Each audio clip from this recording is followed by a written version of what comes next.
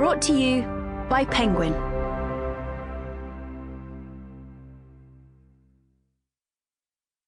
Life. A User's Manual. Philosophy for almost every and any eventuality. By Julian Baggini and Antonia Macaro. Read by Roy Mcmillan. Introduction. Life doesn't come with an instruction manual, so the old saying goes, and with good reason. The makers of phones, chairs, soufflés, and other created objects have a clear idea of what kinds of things these are, what function they serve, and how they should be made or used. And they can draw on all this knowledge to create manuals for users. It's different for human beings. We were not created with a predetermined purpose.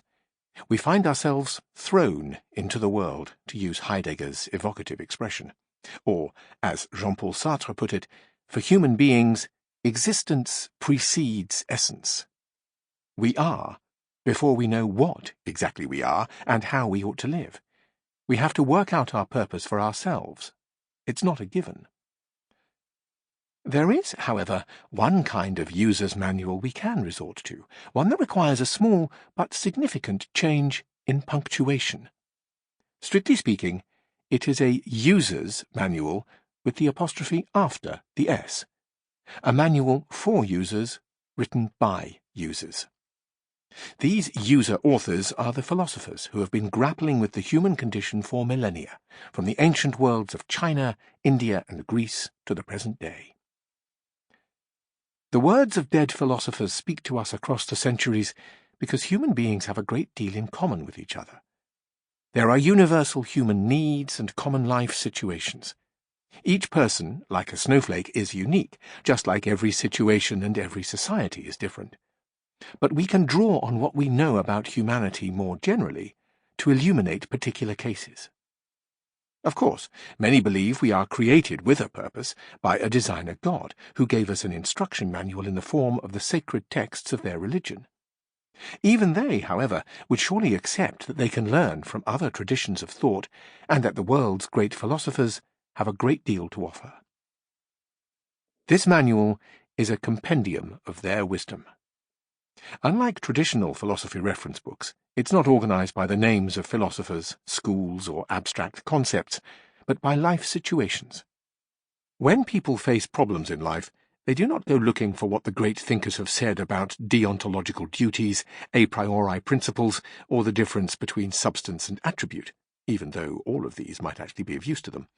They want to know what philosophers have to say about relationships, work, illness, despair. The relevance of philosophy to these questions has varied. For the ancient schools, questions of how to live were central.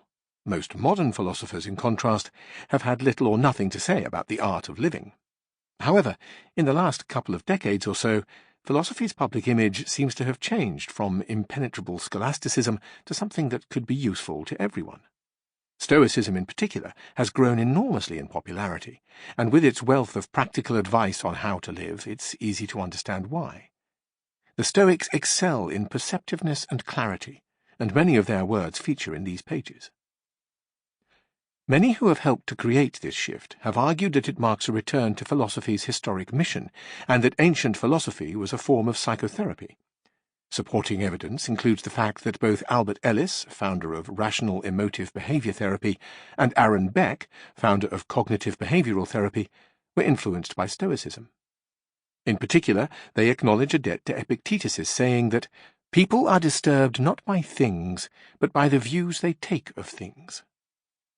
The idea is that how we think affects how we feel, so we can change our feelings by changing our thinking.